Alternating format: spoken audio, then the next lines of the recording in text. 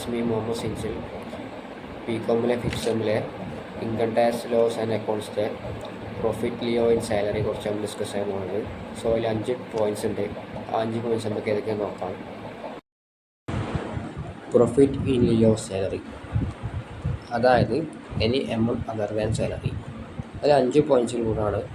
അതിൽ ഒന്നാമത്തെ പോയിൻ്റാണ് any compensation due or received by an employee from employer in a connection with its termination.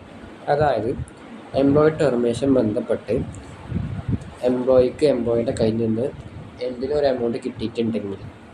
രണ്ടാമത്തെ പോയിൻ്റാണ് any amount due or received from employer or former employer. അതായത് ഇപ്പോഴത്തെ എംപ്ലോയിൻ്റെ കയ്യിൽ നിന്നോ അത് മുമ്പത്തെ എംപ്ലോയിൻ്റെ കയ്യിൽ നിന്നോ എന്തെങ്കിലും എമൗണ്ട് കിട്ടിയിട്ടുണ്ടെങ്കിൽ.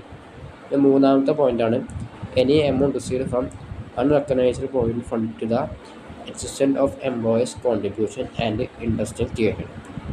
അതായത് 2 ടൈപ്സ് കോൺട്രിബ്യൂഷൻസ് ഉണ്ട്, എംപ്ലോയർ ആൻഡ് എംപ്ലോയി. അത് രണ്ടും ഈ പ്രോഫിറ്റ് ഇൻ യുവർ സാലറിയിൽ ഇൻക്ലൂഡ് ആവുന്നതാണ്.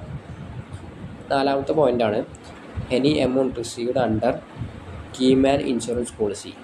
അതായത് ഒരു എംപ്ലോയർ അല്ലെങ്കിൽ എംപ്ലോയിയുടെ ലൈഫിൻ്റെ മുന്നിൽ എടുക്കുന്ന ഇൻഷുറൻസ്, അതിൽ നിന്ന് എന്തെങ്കിലും ഒരു എമൗണ്ട് എംപ്ലോയിക്ക് റിസീവ് ആയിട്ടുണ്ടെങ്കിൽ.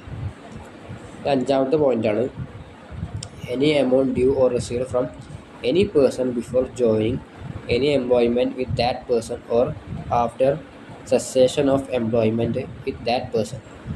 അതായത് ഒരു പേഴ്സണ് വർക്ക് ചെയ്യാൻ സർവീസ് ചെയ്ത് കൊടുക്കുകയാണെങ്കിൽ ആ സർവീസിൻ്റെ കൊടുക്കുമ്പോൾ അതിന് മുമ്പും ശേഷം ആ പേഴ്സൻ്റെ അടുത്തുനിന്ന് എന്തെങ്കിലും ഒരു എമൗണ്ട് എംപ്ലോയിക്ക് റിസീവ് ആയിട്ടുണ്ടെങ്കിൽ അതാണ് സെസേഷൻ ഓഫ് എംപ്ലോയ്മെൻറ്റ് പറയുന്നത്.